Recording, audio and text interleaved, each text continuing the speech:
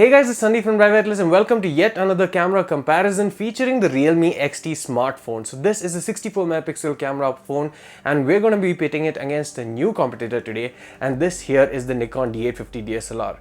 Now I know what some of you may be thinking, and before you actually judge me on making this video or leave hate comments in the comment section below, just hear me out and watch the full video properly, and then you'll understand why I made this video and what was the whole purpose of it. Now before we get started, please do make sure to hit the subscribe button if you like our videos, and if you happen to enjoy this particular video as well, do hit the thumbs up button at the end of the video. Now let's get started. The Realme XT has a 64 megapixel 1x1.72 inch Samsung GW1 sensor with f1.8 aperture and 0.8 micron pixel size. It also has three other camera sensors in the form of a secondary ultra-wide angle 8 megapixel f2.2 camera with 1/4 inch sensor size and 1.12 micron pixel size, a 2 megapixel depth sensing camera, and a 2 megapixel macro camera. The Nikon D850 has a 45 megapixel sensor with a pixel size of roughly 4.35 microns.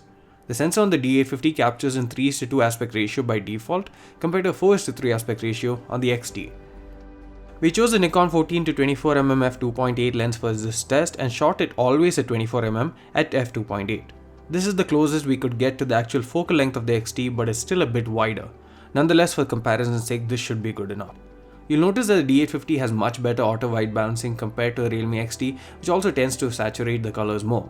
Of course, you can go for a more saturated look on the D850 too, since it shoots raw and you can tweak it a lot.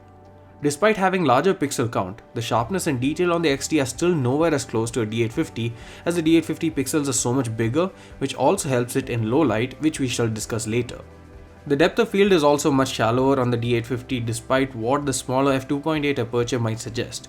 This is a result of the much larger sensor compared to the XT, and the D850 blurring is very linear with a gradual drop off, while it's more sudden on the XT and also can go wrong at times since it is a simulated depth of field when you use the portrait mode rather than an actual physical blur. In terms of low light performance, the two are almost uncomparable. Bumping the ISO up very high also on the XT brings in high noise levels but remains pretty clean on the D850. The XT therefore is ideally used with nightscape mode, in which case the results are better and are more comparable, but still the D850 wins.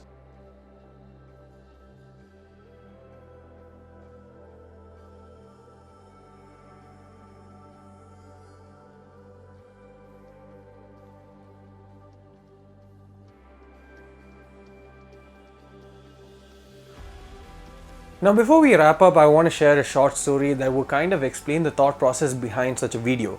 Now this was back in 2013 when I was living in Singapore and I was planning to buy the Nikon D4. My friend had a camera shop at the time, so I used to spend quite a lot of time there at the camera shop, and even help with the sales at times. So I was actually looking at the D4, and this customer, thinking that I was the shop owner or a person working there, started a conversation with me, and that involved talking about the D4. So at the time it was around 7,000 Singapore dollars, I believe, in terms of cost, and he was kind of stunned at that price, considering the fact that he hadn't seen too many cameras be that costly. So I started explaining the features and stuff, and finally when it came to the megapixel count, I told him this has 16 megapixels of resolution, and he just started laughing. So I asked him what's wrong, and then he takes out his Lumia 1020. And he says that this has 41 megapixels of resolution, so it is better than the D4, and it makes no sense that I buy the D4 at all. So the thought process is that more the megapixel count, the better the images are, or the better the image quality.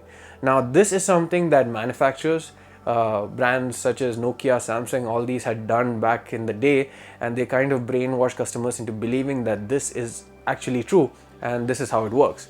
And for a while that had stopped. The megapixel race in camera phones has stopped. Earlier it was 1 megapixel, 2, 5, 8, 12, and at 12 it had stopped, and we were at the 12, 16, 20, kind of this range for a long time. And come 2019, the megapixel race is again back.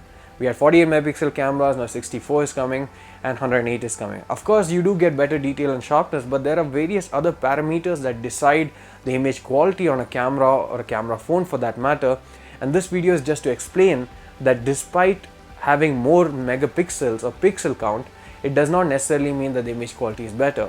So in this particular case, it's very difficult for a camera phone, be it the XT or any other phone for that matter, to beat something like a Nikon D850 or even a smaller level DSLR for that matter.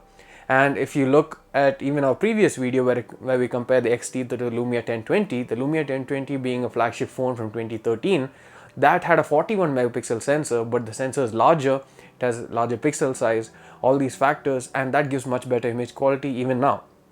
So don't just go by the fact that this has more megapixels and that automatically means the phone is better in terms of camera. You have to look at the other parameters as well and watch camera reviews, camera comparisons from us, from anyone out there who you trust, and then make the informed decision on which smartphone to buy in terms of camera. So that's it for this video, guys. We hope you liked it. See you again in the next one.